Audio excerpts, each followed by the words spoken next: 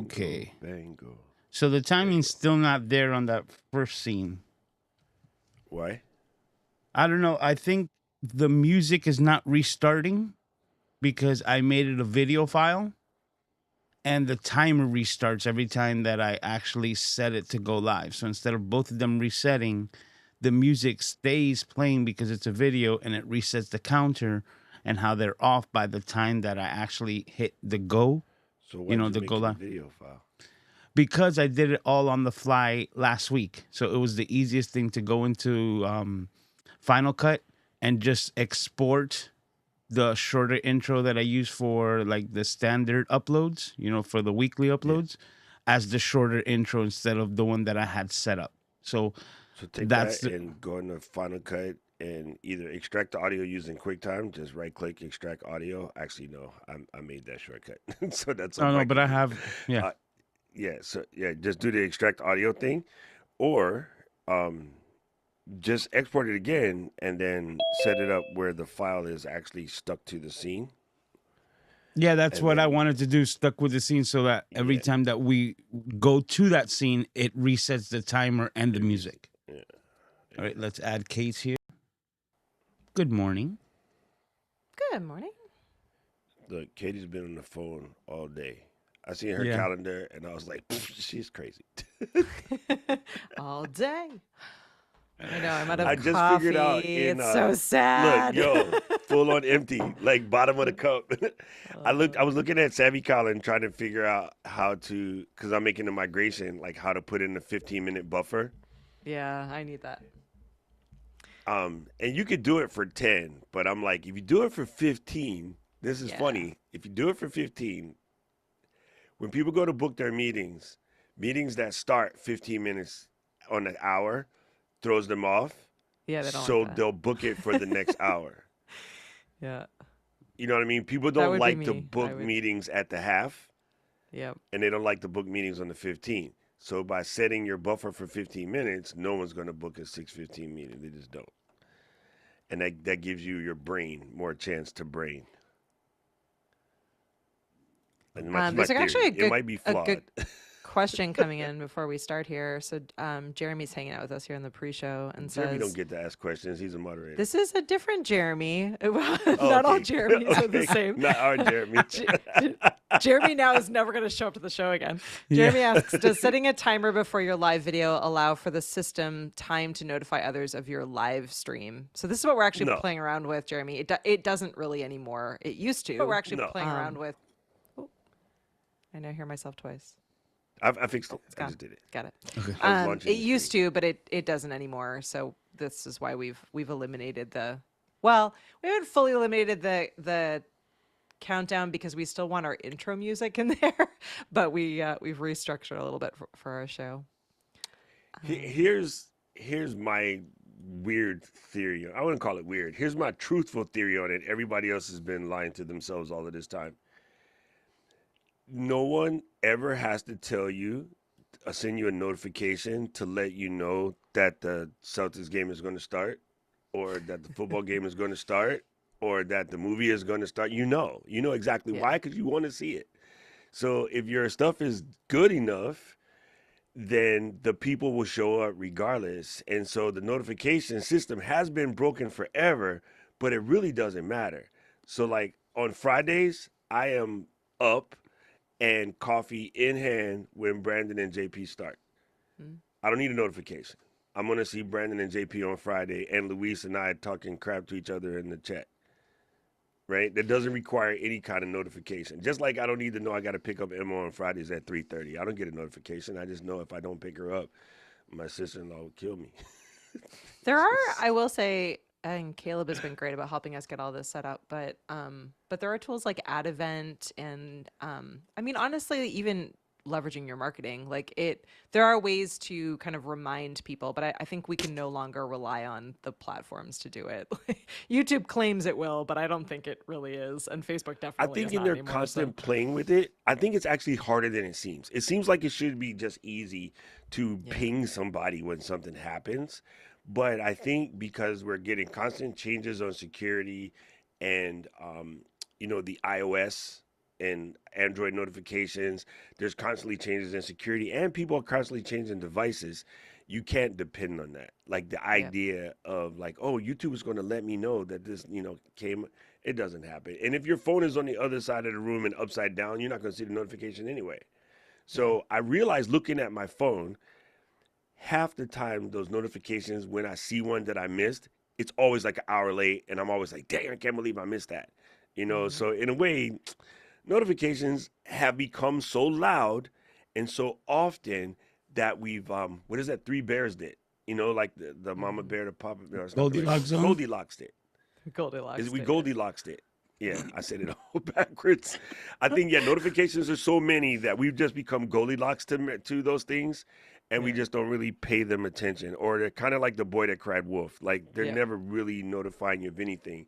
So I wish we can get back to a world where the only notification was one of my niece or nephew fell down and need to go to the hospital, or like the Raiders won the Super Bowl. That's the only Mhm. notifications I really need. Everything else is noise. So fantasy. Yeah. Shut up, Luis. I do think this is also why it's really, really important to A, remain consistent with your show schedule, and B, um, really don't be ignoring email, right? Because like having a direct line to your people, like I know even in the shows that I'm working on, like it if something is to happen and for whatever reason you're going to be late or you need to change or you need to do something, the only direct line to your people is an email. Like social Yep. is not necessarily going to show them, notifications are not necessarily going to show them, like unless you have everyone's phone numbers and you can do some kind of like text, really the only direct path is an email. And even then they may not see it, but if you need to make any kinds of changes like that, the more and more I realize that that is really one of the like no negotiation. You absolutely should have an email list so that you can communicate with your people, because these platforms are not going to help you do that. They're in it for themselves, which makes sense. It's a free platform for us So to use. good. So That was a way better question than our Jeremy. That was actually a brilliant question. Because you again, do. all Jeremy's welcome Hold on on. this screen. And they're both part of the community, so they're both our Yeah, Jeremys. yeah, that is true. Well, That you is know true. what I mean. I mean the rainy Moderator Cajun. Jeremy.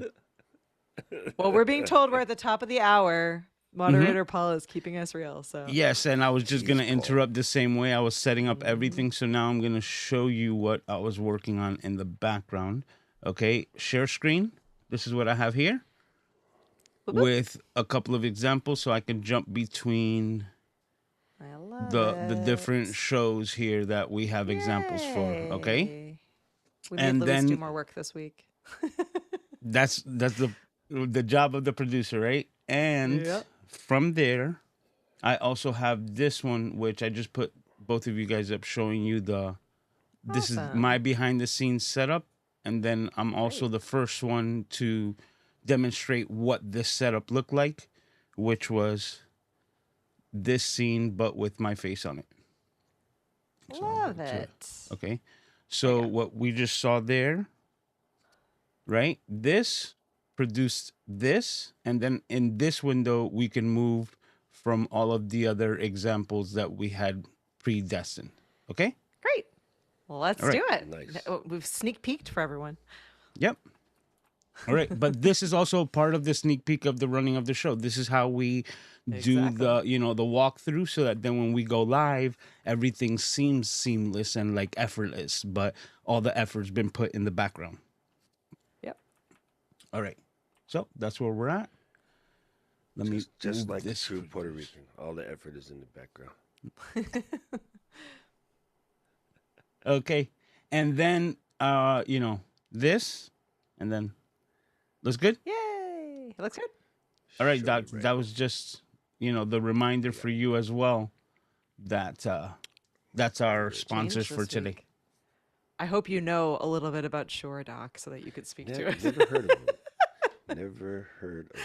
Google it. Never heard of Google those it now, guys. so you Google- have yeah, those Google it notes. now. Yeah. All Who right. So is now the we're guy? ready What to did he go. do? All right. So we're already live. So the Yep. only thing I have to do is switch to the scene so that you guys could do your thing. Oh, he's switching colors. Ooh, getting serious. Okay, hold on. Let me just set a couple of these things here.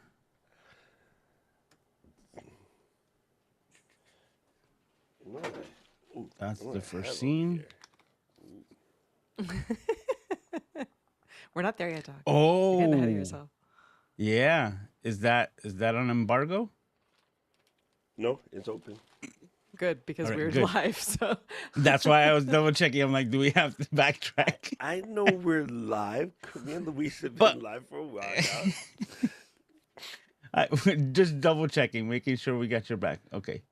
That let's lock these They, scenes. We had these at Podfest. Okay. Okay, so we're ready to rock and roll. All right, guys. Any last things? Nope. All right. Now it's intro music and enjoy.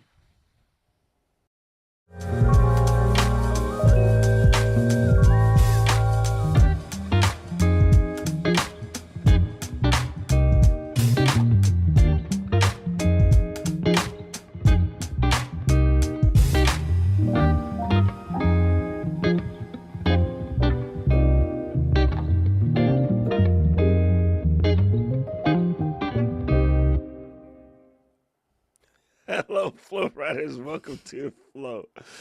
Oh, I had to double check some sounds in my room. It turned out to be nothing. Anyway, welcome to the Flow Gang, and we are here today.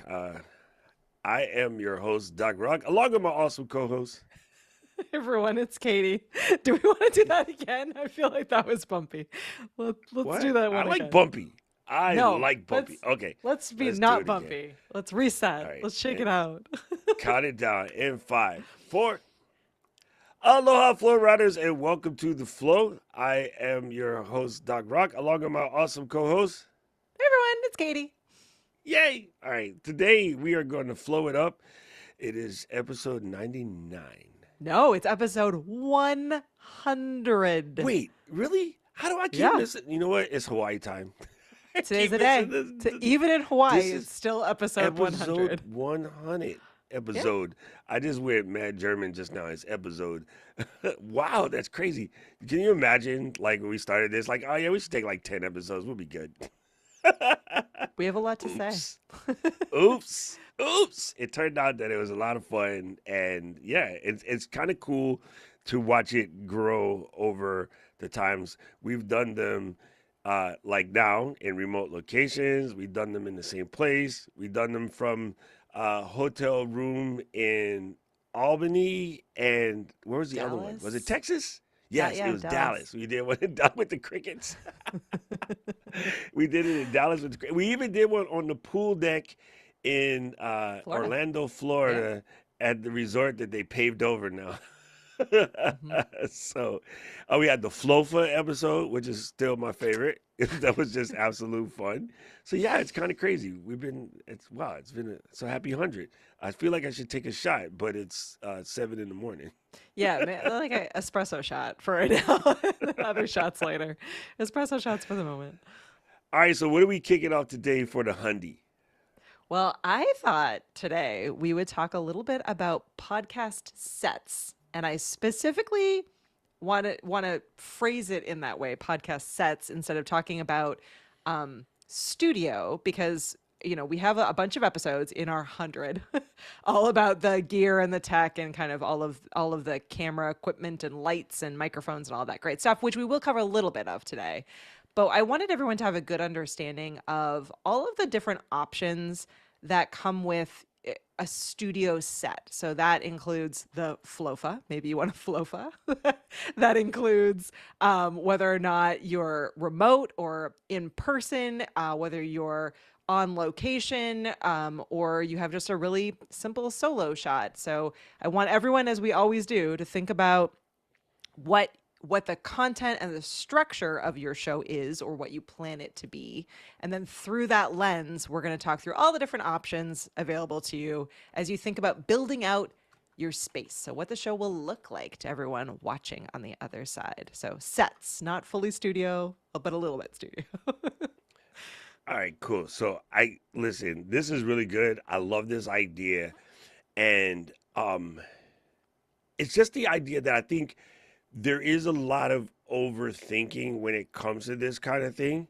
Yeah. And I think part of it is people are still like, I legit just had this conversation on my video yesterday, and the thought process was triggered by my buddy Kurt. I love Kurt, but I'm gonna disagree with him hardcore on this one. Kurt said that podcast video is different from regular video. And I'm like, no, it's not. That's why everybody keeps overthinking it. Mm. Because if you were to do a show and I'm going to review frying pans, something as mundane as frying pans, and I'm going to go from the standard issue Walmart $12 joint to the Hexaclad joint to the Lodge stable $25 Lodge cast iron that will last you your entirety of your life, to the Martha Stewart knockoff Lodge, to these artisanal brands that are made in like Portland and Seattle. There's a couple of really cool ones that are, people are trying to bring back the art. And I ended up with 30 10-minute apiece videos talking about the merits and, well, demerits of each one of those particular frying pans. I could put those in the playlist and call it Everything You Need to Know About Frying Pans and More Podcasts. I could have shot them as YouTube videos. And at the end go, wow, I got 30 dope videos and the people are loving it. It gets the people going. I could literally just throw on a 3,000 by 3,000 square, write a description, and call that a podcast. I could then in turn strip the audio for all of those and upload it to Libsyn, Captivate, Buzzsprout, whatever. Mm-hmm. And that's a podcast. So the podcast is only the container that makes it not episodic necessarily, but episodic style, where I can watch them in a collection. It's a box set. So people need to stop it with the crazy definitions. And I understand why people do that, because the industry has kind of done that. And that's the reason why brand new people get a little bit lost, because they get caught in labels that don't mean jack. Yeah. So sorry, Kurt. I love you. We can fight about this in person. This actually, though, raises I guess a couple of questions that I've been thinking about recently, and I'm sure that many other people have these kinds of thoughts in mind, right? So if you are a video creator and you also have a podcast, or maybe you have a couple podcasts, right? So Doc and I are great examples of this. You might want to think about your space and your set a little differently based on the different kinds of content that you're creating, right? So like I have this space right now. I'm in my home studio. So I have my mushroom backgrounds and my woobles and my chickens and whatever, all my personality stuff, right? I have my I go into the Amesbury studio, which I haven't been into it for a while because I've been loving the internet connection here at home a little bit better. But there is an incredible studio there, right? And that feels very Ecamm, right? It's got all of the branded Ecamm things in the background. It's been very much intentionally set up to be very Ecamm. But I have this podcast that I do for fun where I'm reviewing movies, right? And so I've been thinking more about like, oh, maybe I should have like a background specific for my show that has a little bit more of the movie personality, right?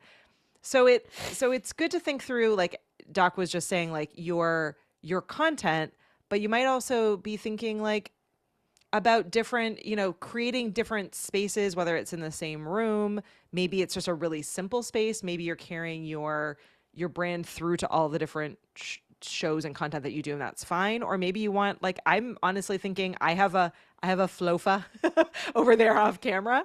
So, and it's got movie posters all behind it. So maybe in my case, like this is Ecamm Katie just coming to you, and this is all the pieces behind me, that the flair that make up who I am and are identifiable. But maybe when I'm doing my movie podcast, I'll be on my sofa with my movie posters background, and that creates a different, welcoming people into a different space and setting the intention that, hey, in this episode, in this video, we're actually talking about movies, right? So I think, again, understanding your content, knowing that it can be used in all of these different ways, it's really important as you're thinking about your set and your studio spaces to think about how are you welcoming people into the content that you're about to talk to? What story and message are you telling by what you have behind you, what space you're in, what you're wearing potentially, all of these different things that kind of make up the set and the studio space. What's really cool about your setup is for people who don't like, okay, I desk it, so my camera is against the wall at the desk.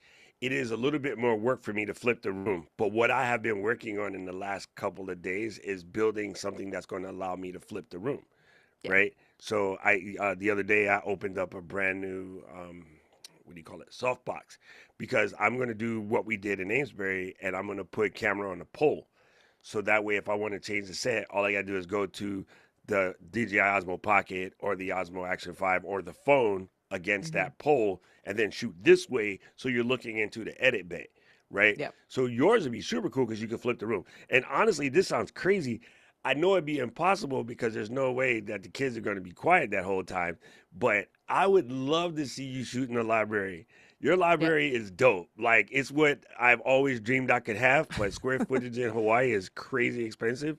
Your Yeah. library would cost me 300 grand just in square feet alone. So I Yep. can't do that. So it's a vicarious situation, but I think it would be so dope to get like a high back chair with the brass doohickeys, like that kind of red Corinthian leather. And then you're sitting there like Nick Offerman in your Yeah. cable sweater because the fire is right there. The books are right there, that smell of the books. And then, I think that'd be dope to talk about movies because most of the movies come from books, Yeah. right? Yeah. Now, then Scarlett would run and be like, "Mom!" And you'd be like, "Damn it, there goes the podcast." So, There I goes the mean, but you know podcast. what I Yeah. mean? I think that Yep. what you just said is dope because it allows you to put some personality in it and not just be a talking head. Yep. And a Yeah. great example of that is Alec, because Alec started with the backdrop and then he was like, "Yeah, I'm not really feeling this." Because everyone always comes to us, "Well, how do we do the backdrop? How do we do the backdrop?" And I'm like, "Yo, the backdrop, look, you got to do what you got to do. I'm not a hater, but it is stealing your personality because Mm-hmm. that backdrop is not you. And I think you should avoid it unless you have no choice. And there are definitely times where you have no choice. I started on a backdrop and I totally felt a difference. And I hate this word. I felt a difference in, I wouldn't want to call it confidence, but I call it delivery. I felt a difference in my delivery once I got rid of the virtual backdrop and started Mm-hmm. using a regular space. Yeah. Absolutely. All right, let's dive in because I know everyone in our team helped research some different examples so we can show people. So Luis, if you want to swing on over to our examples scene, we can talk through because there's lots of I think a really important thing for people to understand is that there are lots of options available for you, and there's because video is so visual, like you literally just have to go over to YouTube and start taking a look Wow, at we're what going to people start are with this doing, face? right? We're gonna start with this face. Hey, So real this is quick, DJ Red on Beat has something very important to say, and I agree with it. He said it's hard to stay motivated if you have to set it up and take it down all the time. You just need to sit down yes, and record. And I 100% agree with that. I yes. 100% agree with that. Boom. That's actually a really Yes. great. So in the conversation about sets and studios, like having if you are at all able to, having a defined space goes a really long way. We do have examples, and we've mentioned this a lot of times before, but just a reminder, if you are in a place where it is a shared space, you can't, build out a defined space, there are more and more these days like studio spaces available for rent or to borrow. So there are options that are still a defined space, even if it's not in your home or even if it's something that you're borrowing or renting. Many libraries in major cities have podcasting labs now built within them, that are cool spaces. Kit.com is building out studios for their customers in like a number of different cities, which is incredible that all of their customers can use to record their shows. And then there are just companies, more and more companies that are offering podcast studio spaces. So there are options outside a room in your home. There are options Yep. outside a room in your office. There are mobile different solutions. So it really there's so many different places that are available to you. You just need to think through what makes sense. And as Doc was saying, to think through like that it is way easier to be motivated when you step into a space that allows you to be creative and that has everything ready to go. So whatever that means, whether it's a borrowed space or your own space. Carolyn says she's struggling because the recording space is also the craft space, so you have to clean up all the projects before filmmaking. I'm going to push I back feel you. against that Yeah. because that's an excuse. Here's why. No good crafters space is cute like those people on Pinterest. The people on Pinterest that have really cute spaces with the, the pegboard and everything is in order, they're not crafting. People who are actually doing crafts, they're craft. My grandma's sewing room was clean when she's not sewing, but when she was sewing, there's stuff everywhere. And I think if you became the first person to show up with a in progress crafting room, people will vibe with you more because you'd be the first person telling the truth. Everybody else is lying. You cannot craft and be perfectly clean the whole time. It just doesn't work. I'm sorry. Yeah. So I think you just don't overthink it. Anyway, yeah, if the wood shop is spotless, bro, no one's buying any furniture from us. When they come in and they got to step over sawdust, they know we actually do work.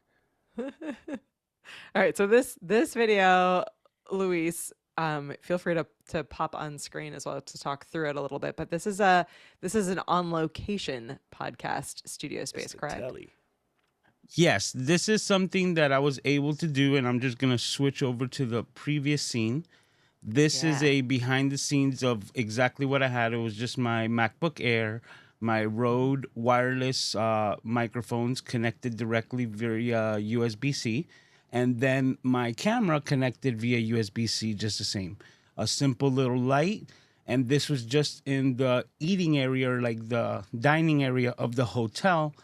And then I was able to do this on the live stream and just hit play on that real speak. I don't think any of the audio is coming through, right? No, Yeah. which is No, great. That's perfect. fine. And that's Right. good. Yeah. Good. But And see, this is what- the like, what makes quality it that really- you can get.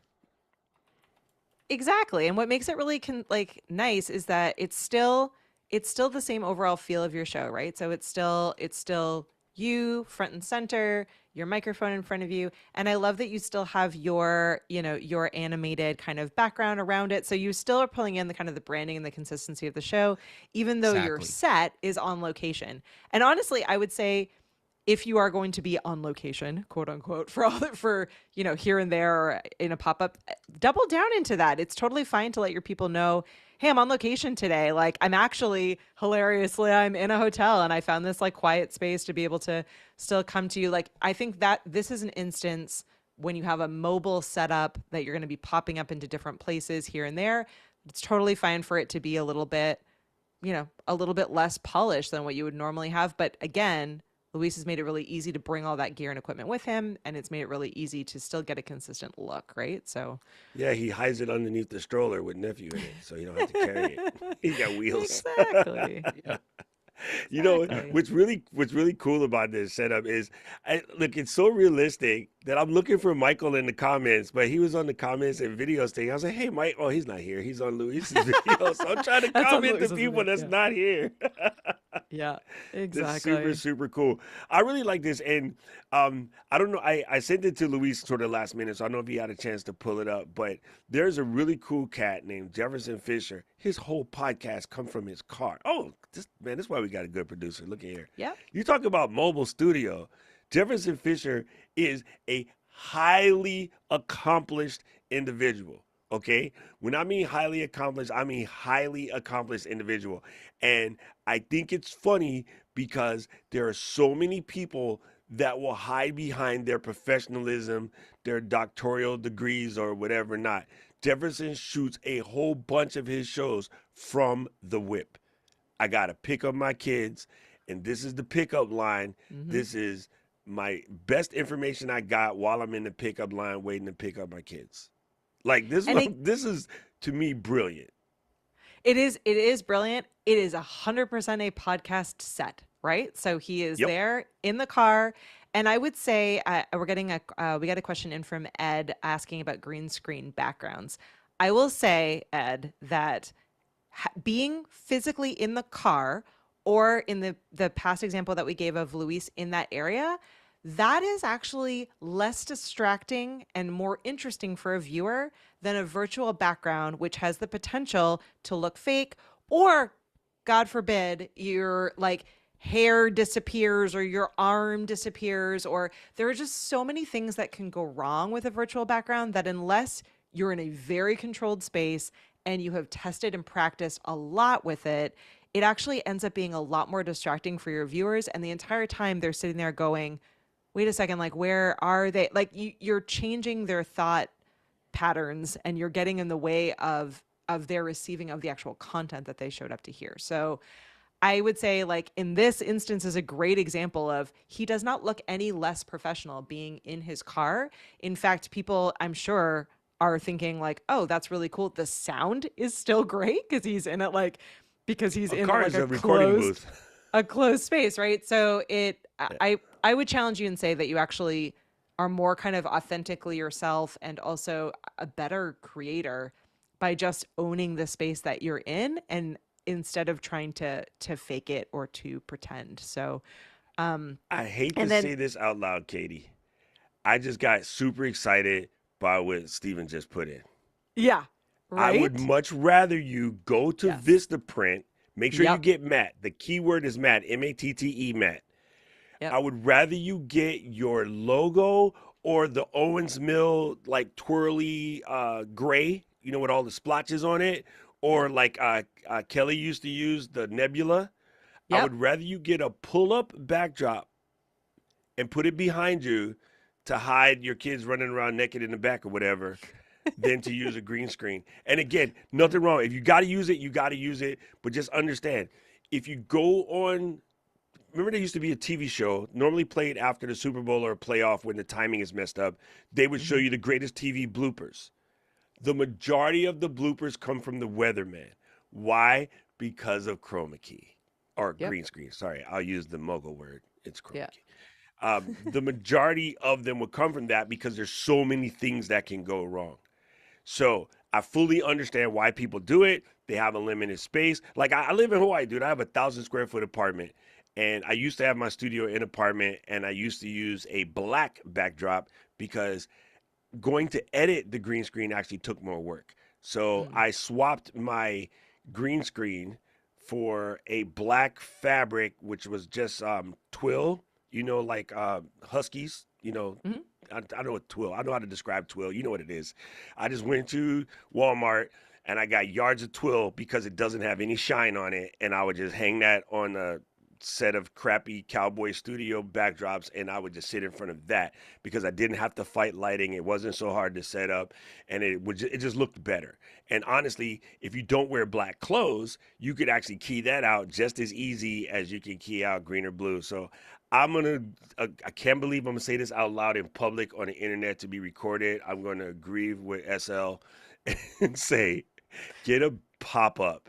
Get like a Mhm. legit pop up or a matte whiteboard. Like if you can get a Yeah. big rolling matte whiteboard, all of the above, V flat is what we call it in photography. All of the it's just a folding set of plywoods, like a book, and you just open it and you sit in the middle of it and shoot at it. All of those to me would be better than a green screen because I just think green screen steals your personality. I just do, and I'll stand by that. I I think wish we had Jefferson looks so this. good in his car. He really does. I also like it tells a story, right? So people are watching your content, but they are also paying attention to what's behind you, what's and like and what you're doing, right? I will Yeah, say smart this as Jeremy said someone, that.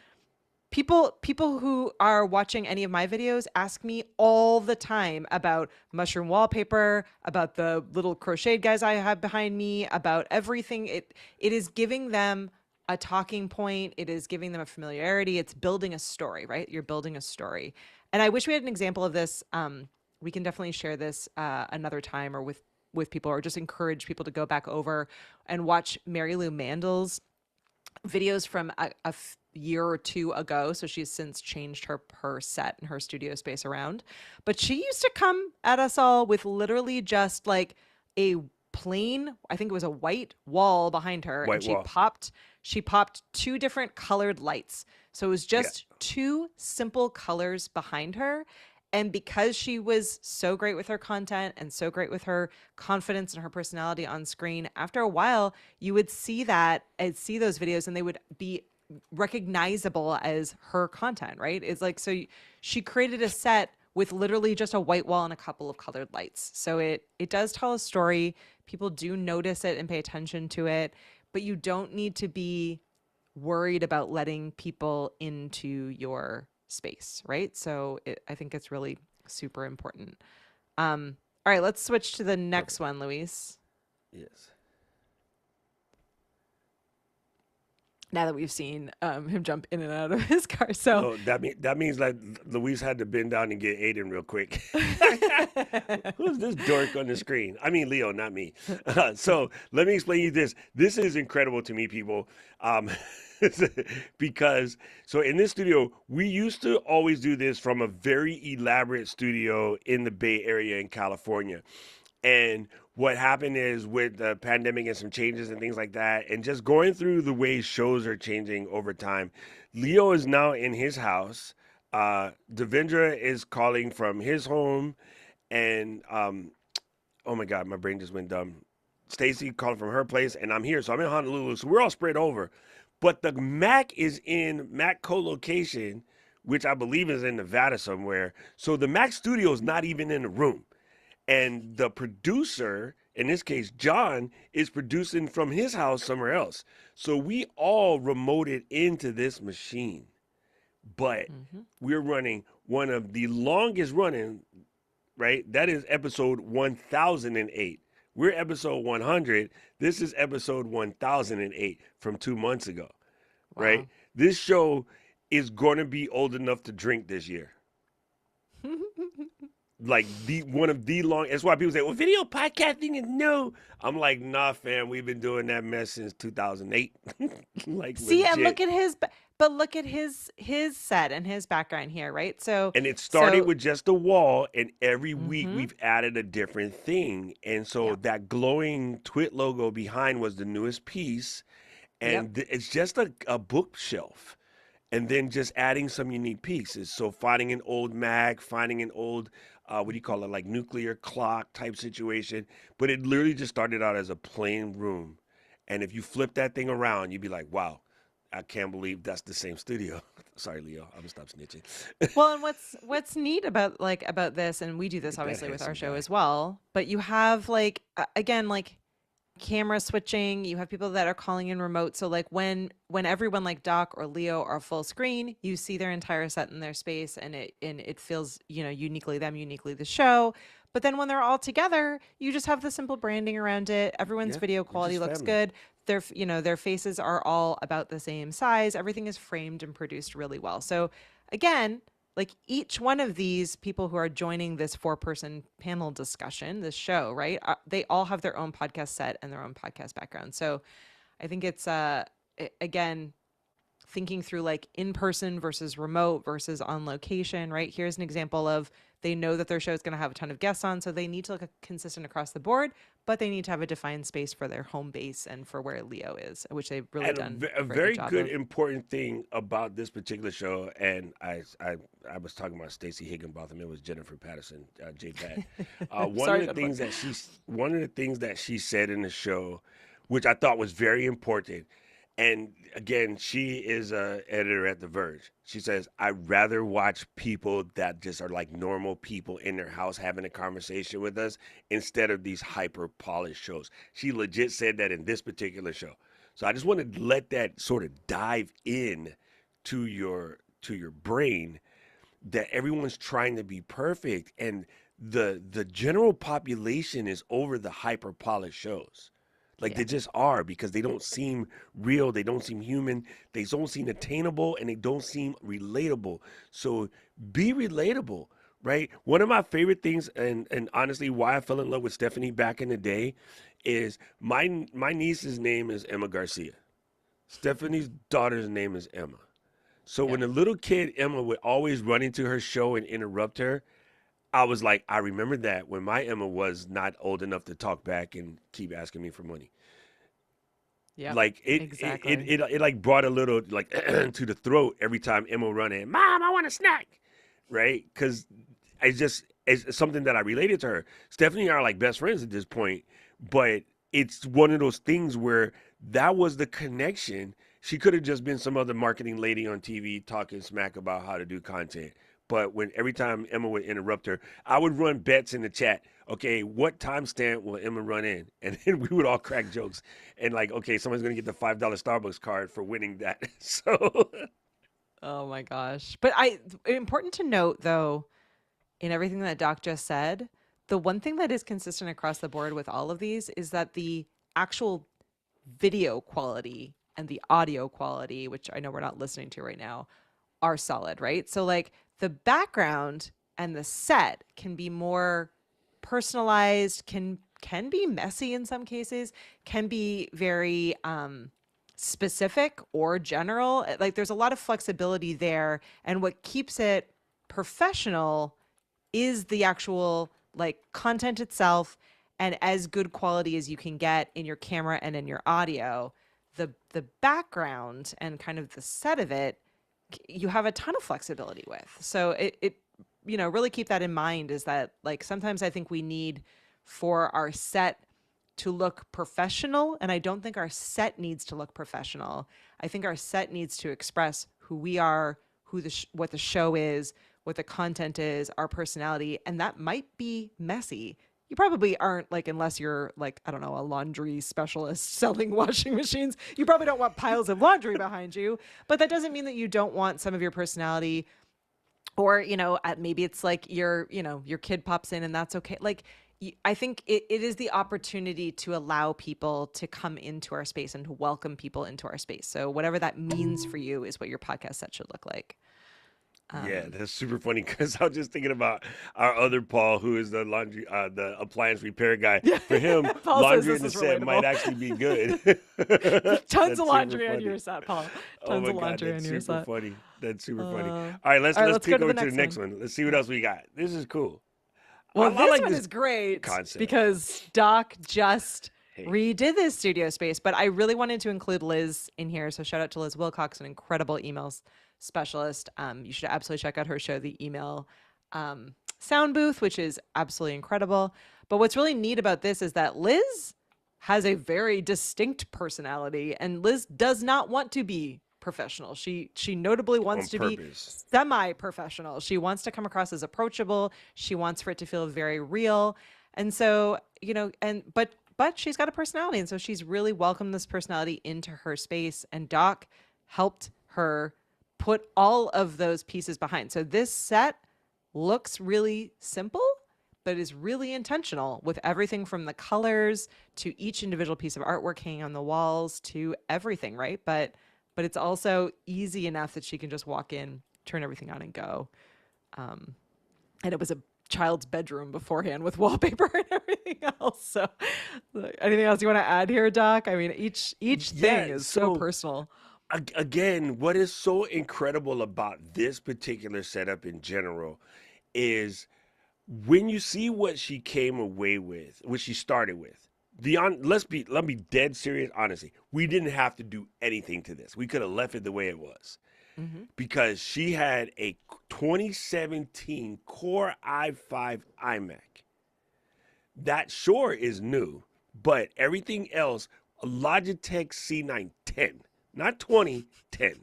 We're talking like 2014. Yeah. With that two pieces of equipment and Ecamm Live, she produced over $500,000 in revenue. Mm-hmm. I am $500,000 in debt in this studio. So thanks for the raise, Kates. Ken, Glenn, thank you guys. Listen, like legit, I just want people to get that through your head. She had a Core i5. That means one person, don't move, no overlays, run Ecamm, record, and out-earned everybody that we know. Just about. So don't get crazy. But now that we made it cute, and we got her a new iMac, and it matches her personality, and the biggest thing was we didn't want to mess with her personality. So did I feel weird rolling in a Home Depot buying a gallon of yellow paint? Absolutely. But it's her deal. and we Yeah. we almost nailed the color perfectly, and it was just one wall. And then we did the accent and the paint. By we, I mean Caleb. Caleb painted the high parts. I can't reach up there, so Liz painted the low parts because I can't reach down there. But it's just really nice, and we put her posters because she's all about NSYNC, and her the big ass calendar was very important to her because it's how she explains to people how to plan out their stuff. And it's very simple, and it's on a rolling stand, family. It is legit living on a rolling stand, and I just think it is incredible. It's absolutely incredible, and it's so her. And she says it has to be me. I have to feel like me when I'm in here, and that's why I think going back to what we said. And again, no, I don't hate on the green screen people. It's not you. It's the green screen. This is her. Easy. Yeah, it Crazy. absolutely is, and I love that you told that story because I think it's really, again, this is a great example of the gear doesn't matter in this space. What makes her feel creative and allow her to come to the next level of her business isn't the gear. It's making a space that she feels creative in, that she feels like she can come in and create and spend time in. She was already making the content. It was already working. But being able to infuse it with her personality and kind of creating this set space, it is only going to help her get better and is only going to help make her feel and be much more creative, right? So I think it's hugely important to call that out. All right, over to the next one. That's so good. So I Look at love this, these guys. examples, and Doc was kind enough to introduce me to Brandon and to Uncensored, Sensored, Uncensored, Camera sensor. camera censored. But I have been noticing, and I'm sure many of you have as well, this like trend of really beautiful, really like well produced in person studio spaces, right? So these are spaces where they are not just bringing remote people in using Ecamm, they're actually welcoming guests and co hosts and partners physically into their space, right?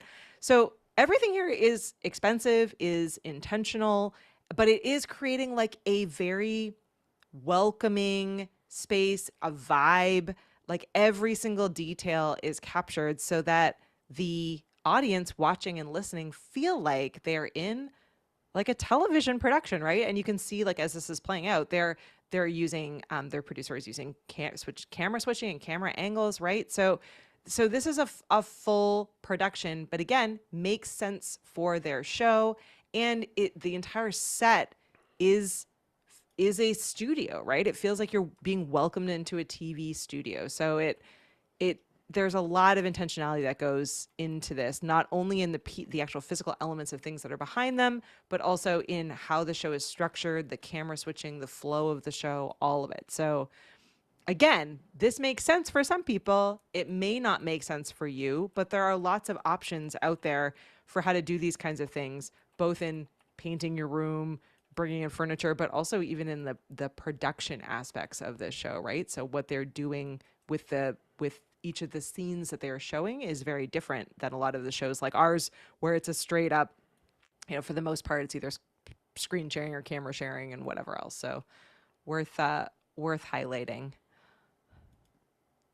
Listen, Jeremy just brought up a really good question, and it has to do sort of, in a way, if you look at JP and Brandon, or like even Marshall, didn't see me. So Marshall loves a warm tone. I prefer cool tones.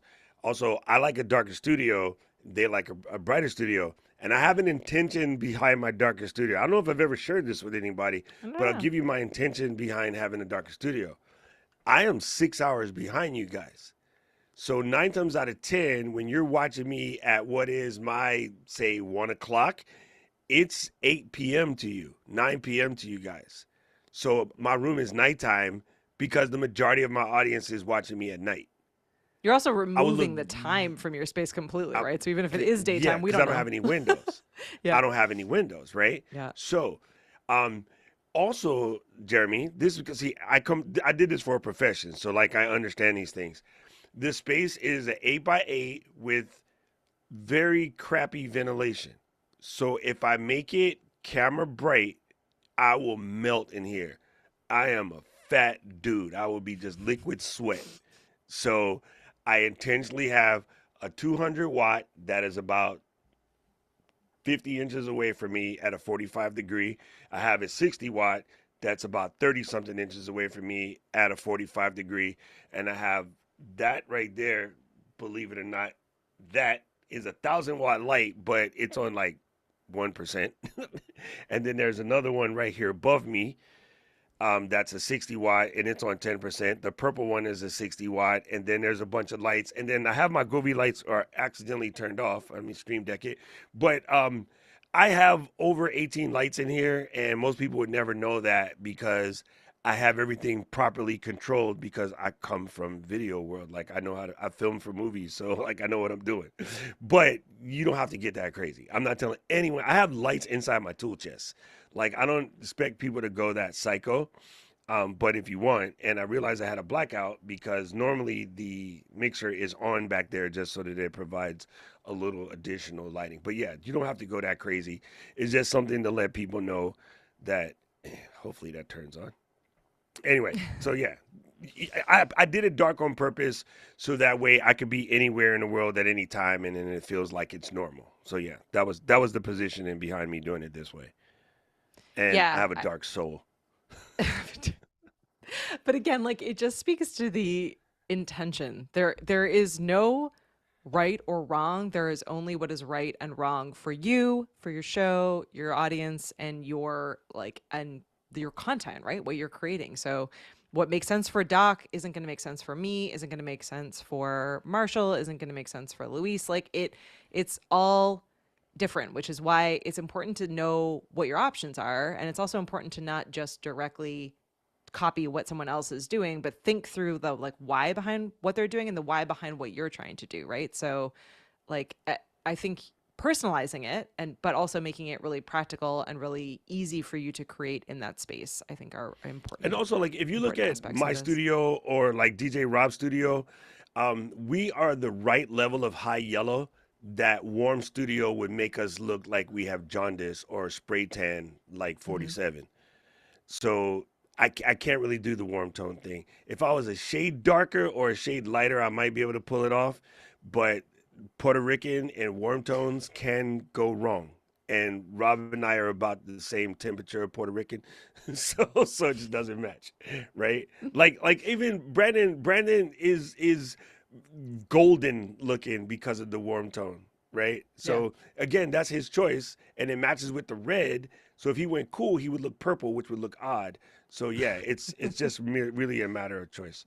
It kind of looks like casino. Well, we Hawaii people call Vegas the ninth island, so that would be close. That makes No, sense. I'm a DJ, so like to me, it just brings out my DJ vibes. There you go. Awesome. All right, let's swing into the next one. It's right when we get on Nikon noobs. Uh, So they this got is another creator that again has like an incredible in-person studio set, right? So this is David Shands, and his podcast again is done in studio, and all of the elements that are in and around him are intentional and they make sense for the show and they make sense for him. And when he has people join him on the show, they don't call in remotely. They physically come into the studio.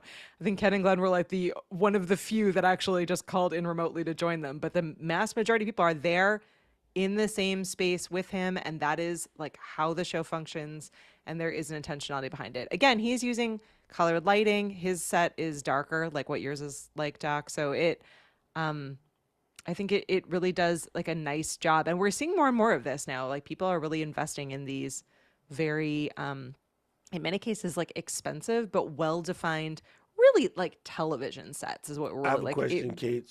really looks that Define way. expensive. I mean, fair. I'm No, just not. I'm saying not like picking. I mean, seriously, because I want to know what you think that means. Because I want to see what. Okay, you think different from me. I come from the studio space, so everything that's available to consumers right now is super cheap to me, yeah. right? So I'm just curious, and there wasn't even a slight. I I want to know guess what I your guess definition of expensive what is. I'm trying to say is like, look, so like what I am doing right now in my home studio is costing me maybe $500 at the absolute max, right? So like I'm using an Yeah, yeah, existing yeah. room. I have the room decorated how I want the room to be. It also happens to look good on camera. I have pretty affordable like cheaper quote unquote gear.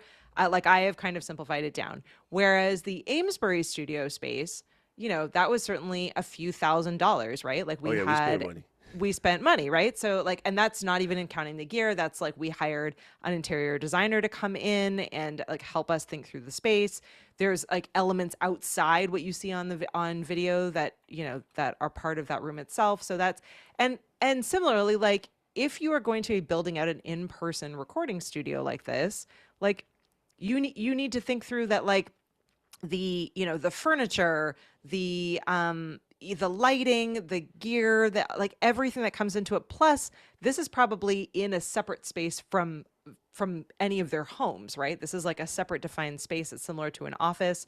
So there's a lot of additional costs that go into this above and beyond turning one of your rooms or a shared space into a recording space, right? So there's just a higher level intentionality, right? Where there's they're spending more money, right? Don't tell him I said this. I hate to agree with Marshall, but if I was David, I would definitely swap out the fake plants for real plants. For some reason, with this exact lighting, I can fully tell that they're fake. And I would just get real plants. And those kind of succulents, like the one in the back, they're next to impossible to kill.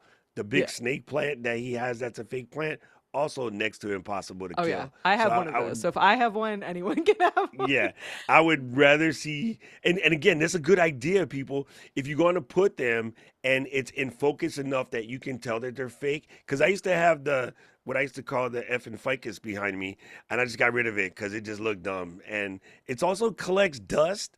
And so really bad unless you're the type of person who's going to go wipe all your leaves, they easily collect dust. So I was just like, I'm over it. So the ones we have in Amesbury, the big sucking thing that me and Kim kept moving from room to room, like it's a fig tree, I think. Like that thing is beautiful, and something about that little extra piece of life adds something to the studio. Yeah. So go to Home Depot or Michael's or wherever you go. I don't know if Michael sells plants. I'm not from there.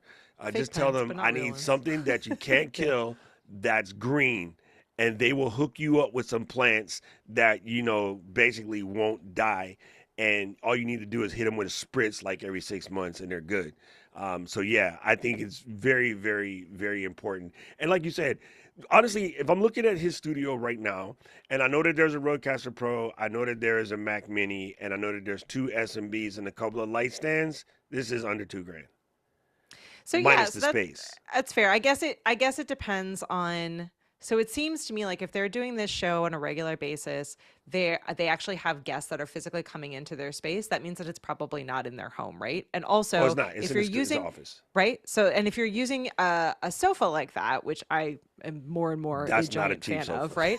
It's not a cheap sofa, and B, it means that like that sofa is likely not used for anything else other than these shots, right? Because you're not going to be constantly moving all of that gear out of the way so that you can enjoy that to watch the game, right? Like that's not happening. So that is incurring additional cost, right? Because it's not a shared space. Whereas like I could probably set up on the sofa that I have in here, a camera angle. It would take up some of my room, but I could probably still use that to like lounge or read or whatever else. But I wouldn't do that down in my library because we're in that space all the time as a family. We're inviting people in. So like there are costs that are incurred with where your set is, and and you really should be thinking about trying to keep it stuff out of the way, like, right? So it like in that you don't want to be constantly messing with your gear and moving it all around. Ideally it's in a place where you can just leave it, or it folds away like quickly and easily and you can pop it back up quickly, but it's still in the same space. So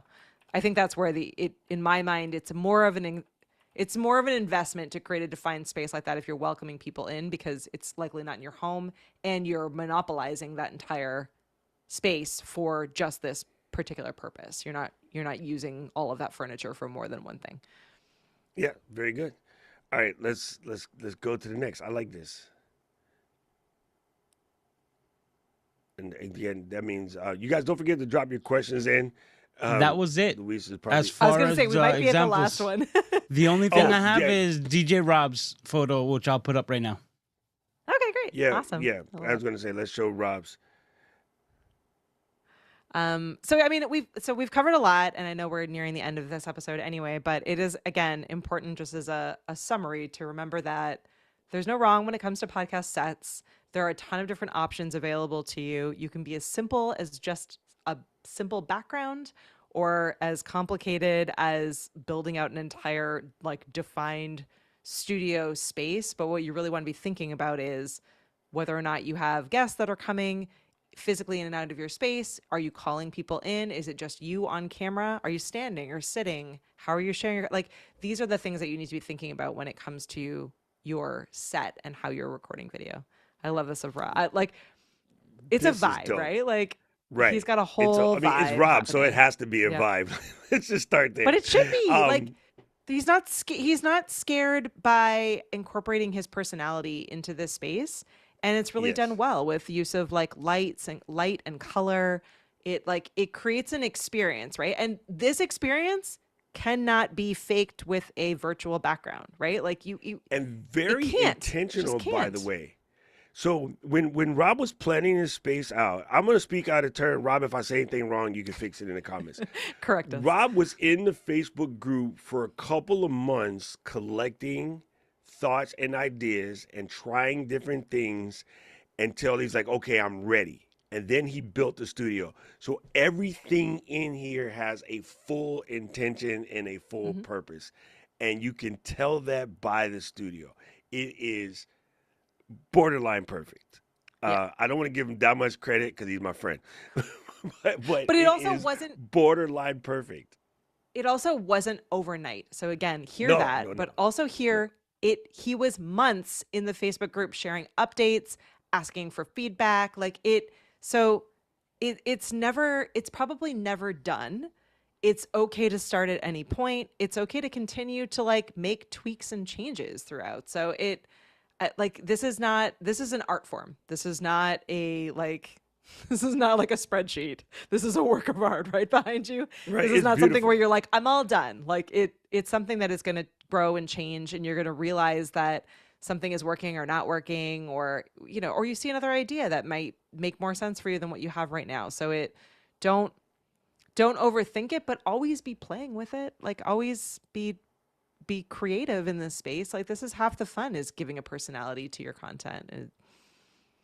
Yo, this is so good. Listen, I just want to know, I just want to say the level of dope that this is just incredible. And again, so much attention to detail, so much things. And again, as you add things, you can add things, you can take away things.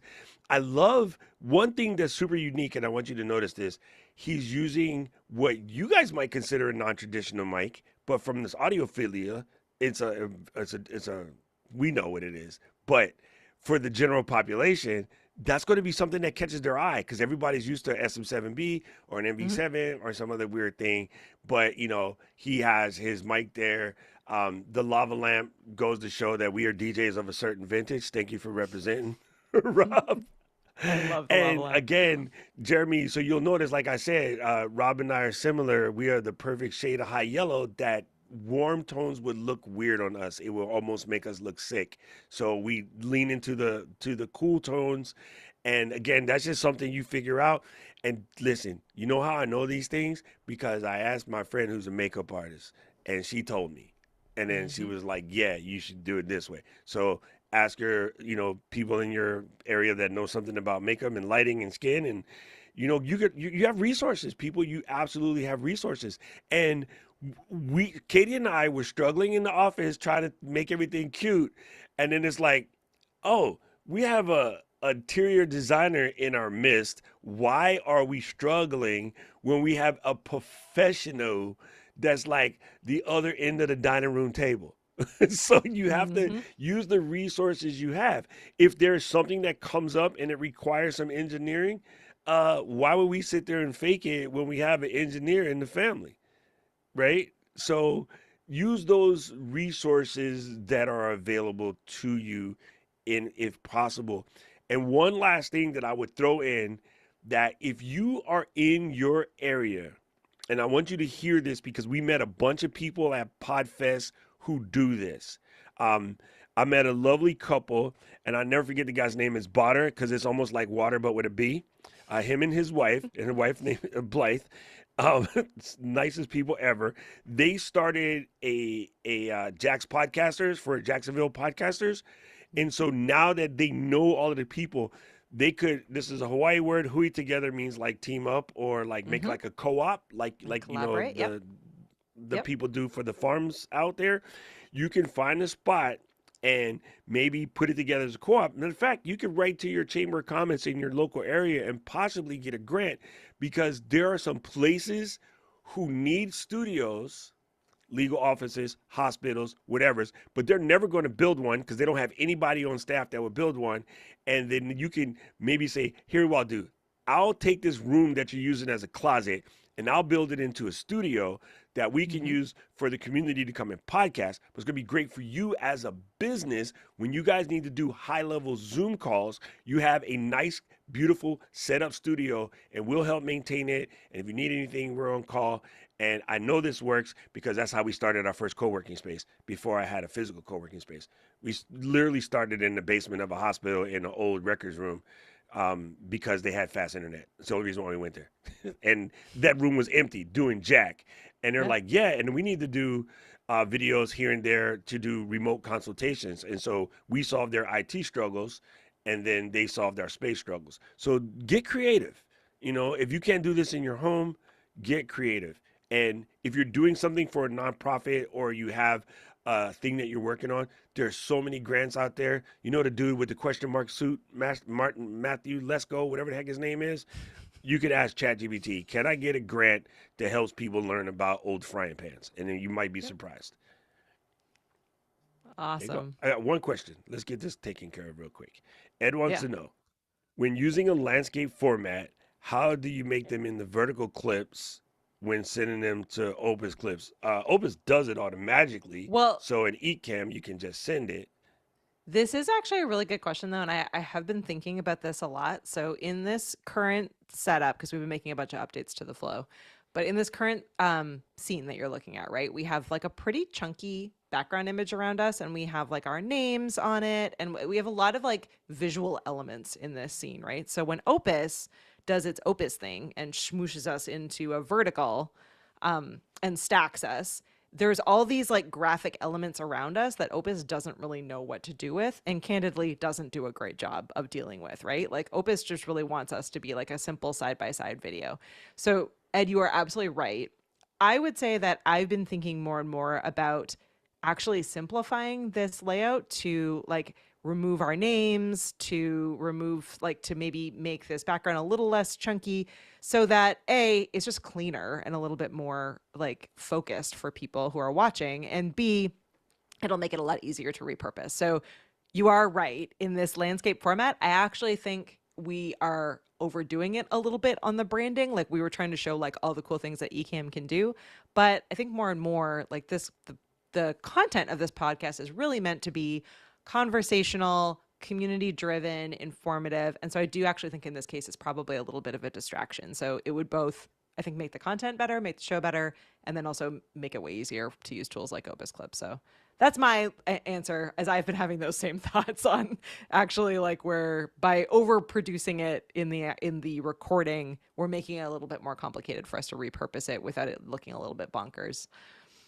And so my counterpoint to that is on short form clips, it's the content. Nobody gives a damn what it looks like. True. Have you seen TikTok and Wrinkle Cam and like 75 million views on a crusty?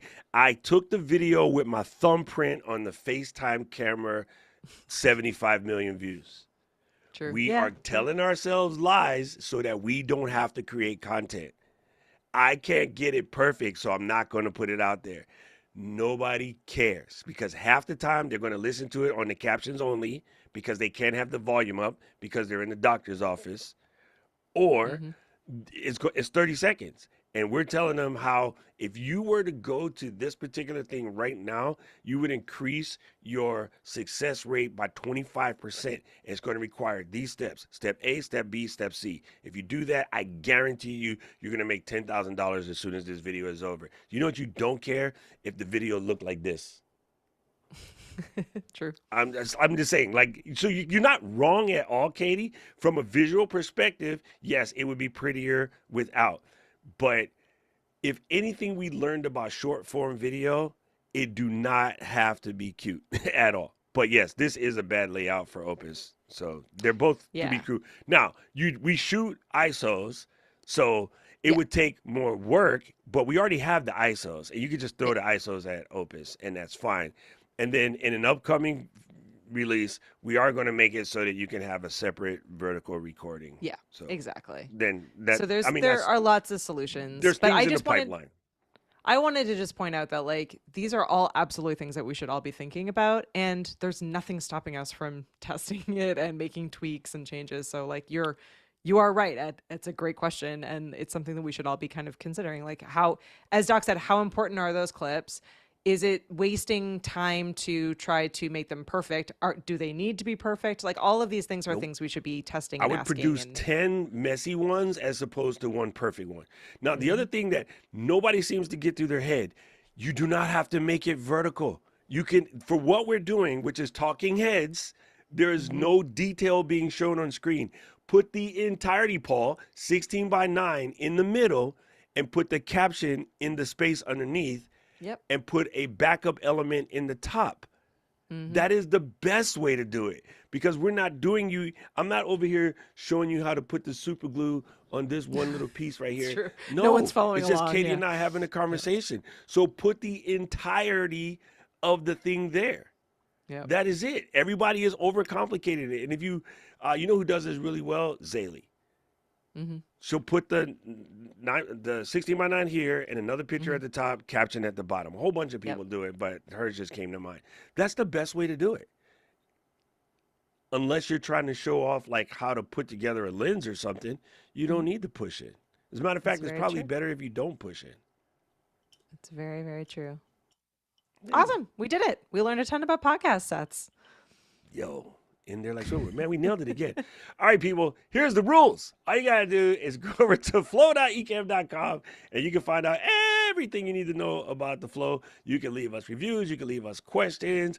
You can ask to be a guest on the show. You can do whatever you want. Just go over there to flow.ecam.com and make sure you leave a couple $100 in the corner. I'm joking.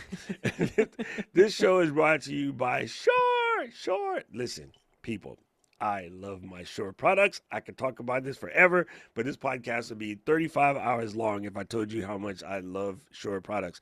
So if you're looking for a good microphone, you know what? It's the industry standard. You'll find things cheaper, but you won't find things better. And Shure is about to announce their 100th anniversary. So you know you're dealing with professionalism. You know you're dealing with quality.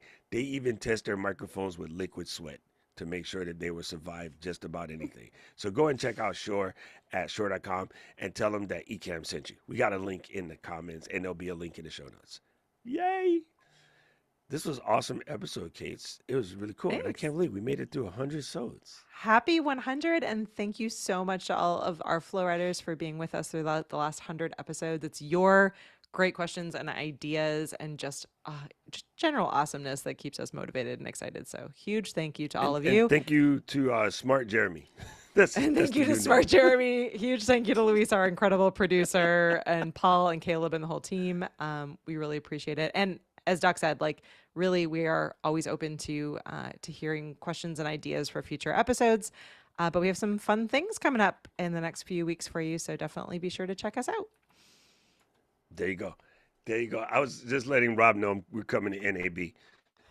So he's gonna have to sneak out of his house this time. Come and visit. And me and Paul are gonna be there. So one for us and one for the old guy. Come hang out. Anyway, love you guys. We're gonna say this like we always do. Flow Riders for the 100th time.